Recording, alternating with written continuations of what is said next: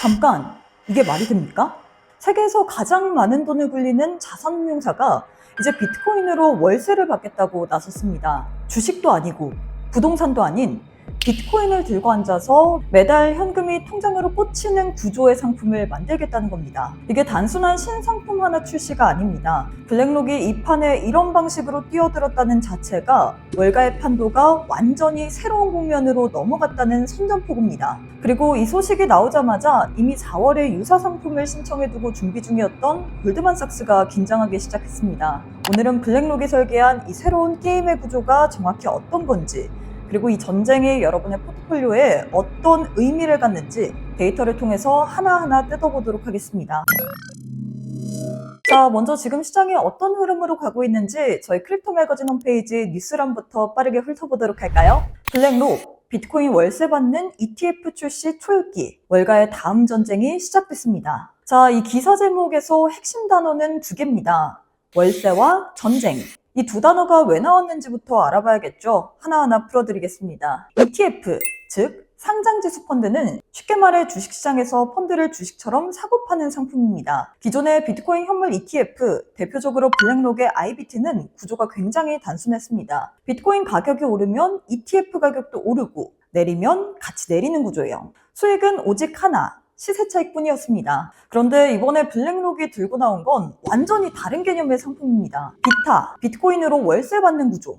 블랙록이 미국 증권거래위원회 SEC에 등록 신고서 4차 수정안까지 제출하면서 막바지 준비를 마친 상품. 이름은 iShares 비트코인 프리미엄 인컴 ETF. 티커는 비타입니다. 이름에 프리미엄 인컴, 즉 수익 창출이라는 단어가 붙어있죠. 이게 바로 핵심입니다. 비타의 작동 구조를 최대한 쉽게 설명해 드릴게요. 먼저 비트코인을 직접 보유합니다. 여기까지는 기존 현물 ETF인 IBIT랑 같습니다. 그런데 여기에 한 가지를 더 얹습니다. 바로 콜옵션 매도 전략. 다른 말로 커버드 콜 전략입니다. 콜옵션이란 단어가 좀 낯설 수도 있어요. 아주 쉽게 비유해 드릴게요. 여러분이 아파트 한 채를 갖고 있다고 상상해 보세요. 이 아파트 가격이 앞으로 오를 것 같으니 누군가가 나중에 제가 이 아파트를 살 수 있는 권리를 지금 돈 주고 살게요 라고 제안합니다. 여러분은 그 권리를 팔면 지금 당장 현금을 손에 줍니다. 아파트 가격이 그 약속한 가격까지 안 오르면 권리가 그냥 소멸되고 여러분은 현금만 챙기게 됩니다. 비타가 하는 일이 바로 이거죠. 비트코인을 들고 있으면 그 비트코인에 연결된 콜옵션을 시장에 파는 겁니다. 그 콜옵션을 사려는 사람들이 내는 돈, 즉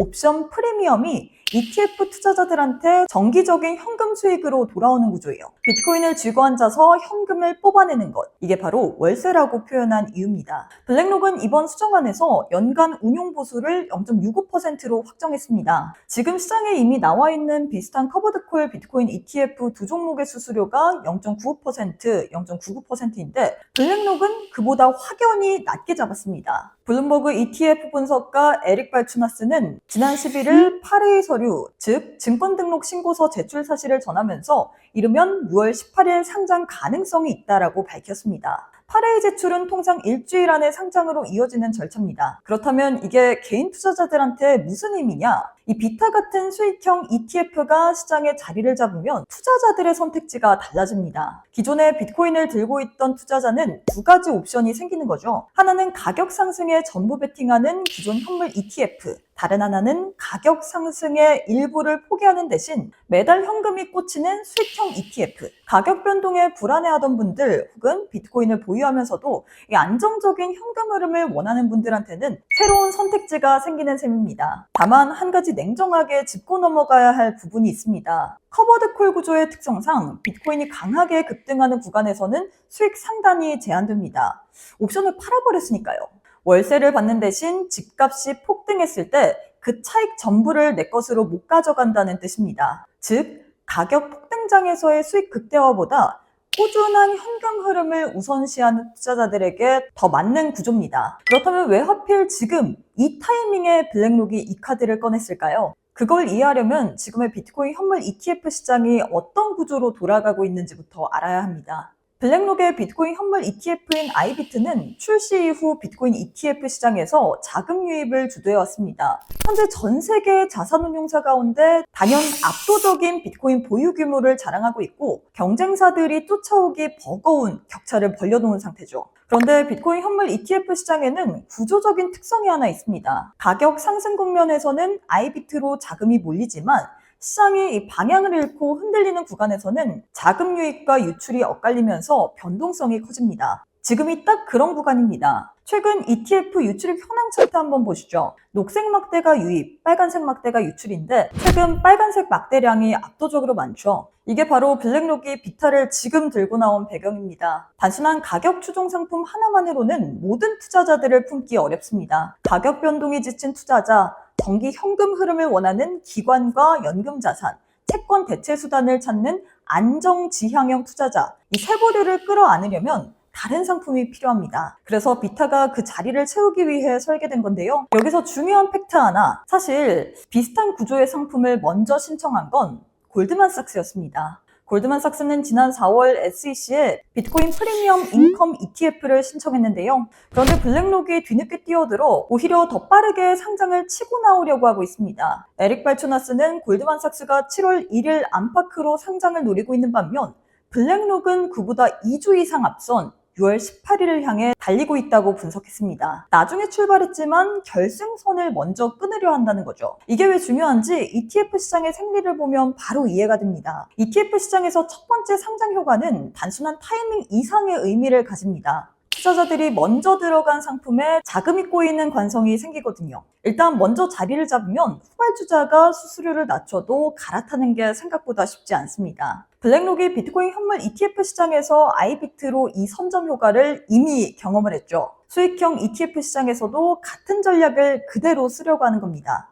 골드만삭스 입장에서는 자기가 먼저 씨앗을 뿌려놨더니 옆집에서 더 빠르게 열매를 따가려는 상황이 된 거죠. 그런데 단순히 빠른 쪽이 이기는 싸움은 아닙니다. 두 상품 구조 자체가 좀 다르죠. 블랙록의 비타는 자산의 현물 ETF인 아이비트를 직접 기반으로 삼아 실제 비트코인을 금고에 쌓아두고 그 위에 옵션 전략을 구사하는 구조예요. 반면 골드만삭스의 상품은 비트코인 현물 ETF와 파생 상품을 조합해 간접적으로 비트코인에 노출되는 방식입니다. 실제 금을 금고에 넣어두고 거기서 임대 수익을 뽑는 것과 금 관련 증서를 조합해 수익을 설계하는 것의 차이라고 보시면 됩니다. 투자자 입장에서는 수수료와 함께 직접 보유냐, 간접 노출이냐가 핵심 비교 포인트가 될 겁니다. 수익형 비트코인 ETF 시장이 열린다는 건 상품 하나가 더 생기는 얘기가 아닙니다.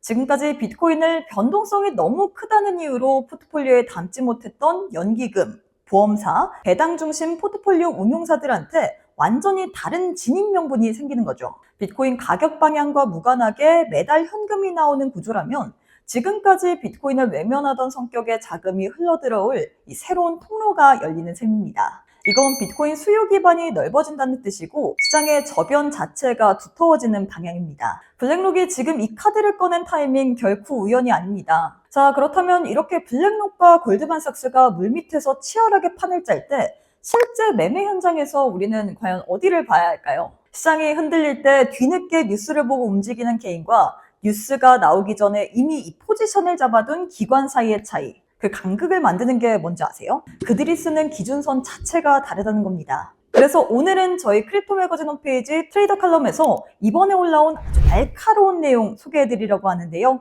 세력만 보는 V웹, 완전 정보. 이평선보다 10배 정확한 기관 매매법입니다. V웹이라는 단어 좀 처음 들어보신 분들도 많으실 겁니다. 간략하게 설명해 드릴 텐데요. 여러분이 지금까지 차트에서 봐온 이동평균선, 5일선, 21선 있죠? 그건 가격들을 그냥 줄 세워서 가운데 찍는 선입니다. 근데 V웹은 차원이 다르죠. 실제로 돈이 얼마나 움직였느냐, 즉 거래량까지 함께 반영해서 그어지는 선입니다.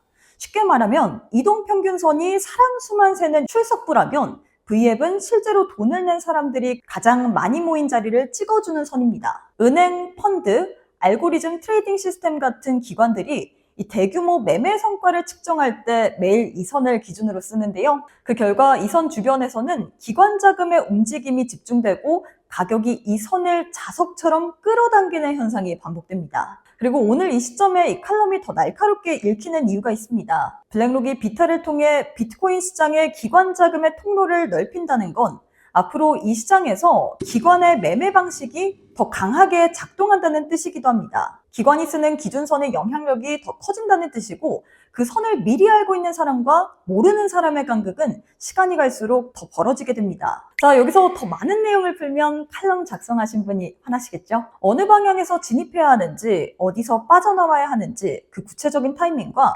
손절, 익절 기준, 그리고 내 매매 스타일에 맞게 이 선을 정밀하게 세팅하는 방법, 거기에 세력이 파놓은 가짜 신호를 걸러내는 공식까지, 이 모든 내용을 크립토 매거진 홈페이지 트레이더 칼럼에 단계별로 전부 정리되어 있습니다. 아직 못 보신 분들은 지금 바로 크립토 매거진 트레이더 칼럼에서 직접 확인해 보시길 바랍니다. 네, 오늘 우리는 블랙록 빅타이 구조와 골드만삭스와의 경쟁 구도, 그리고 이 전쟁이 비트코인 시장의 수요 기반을 과연 어떻게 바꾸는지에 대해서 하나하나 파헤쳐봤습니다. 거물들이 새로운 전쟁의 판을 깔고 있는 지금 이 판의 구조를 이해하고 있는 사람과 뉴스 제목 하나에 흔들리는 사람의 결과는 분명히 달라집니다. 여러분은 크립토 매거진에서 매일 정리해서 올리는 데이터와 칼럼을 바탕으로 다음에 올 기회를 가장 냉정하게 읽어내시길 바랍니다. 오늘 내용 도움되셨다면 구독과 좋아요, 알림 설정까지 부탁드리고요. 저는 다음 영상에서 더 날카로운 분석으로 찾아오도록 하겠습니다. 그럼 안녕!